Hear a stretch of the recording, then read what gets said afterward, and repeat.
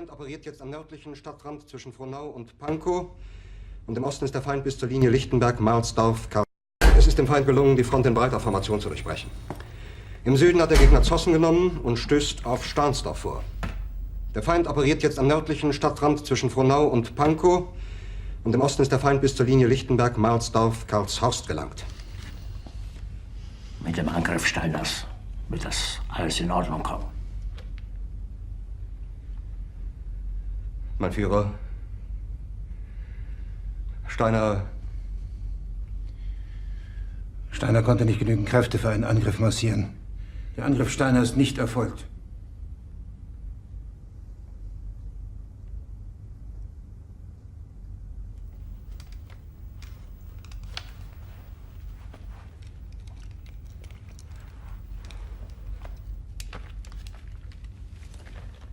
Es bleiben im Raum Keitel, Jodl, Krebs und Burgdorf.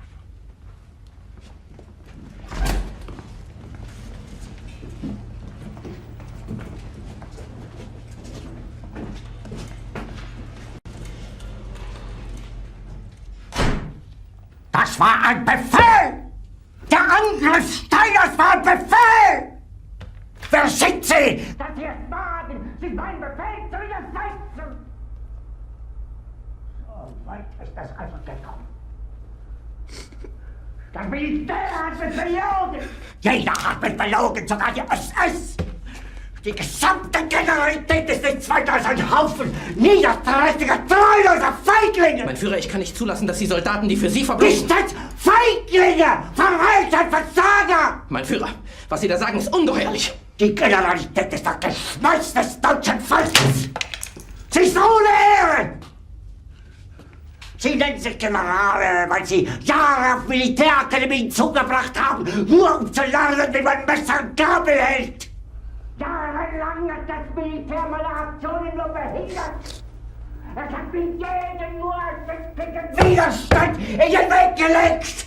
Ich hätte gut daran getan, von Jahren alle höheren Offiziere liquidieren zu lassen, wie Stalin!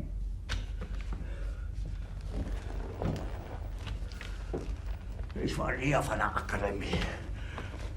Und doch habe ich allein auf mich gestellt, ganz Europa erobert. Verräter! Von allem Anfang an bin ich so verraten und betrogen worden. Es wurde ein ungeheurer Verrat geübt am deutschen Volke. Aber alle diese Verräter werden bezahlen. Mit ihrem eigenen Blut werden sie bezahlen. Sie werden es saufen in ihrem eigenen Blut. Bitte gerne. Jetzt beruhig dich doch.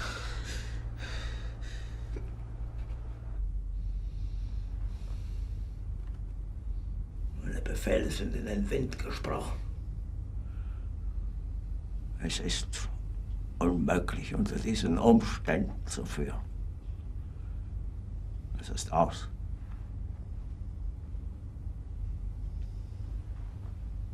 Der Krieg ist verloren.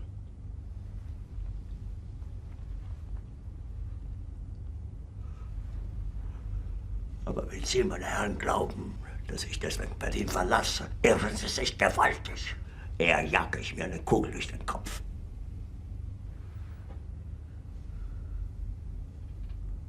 Tun Sie, was Sie wollen.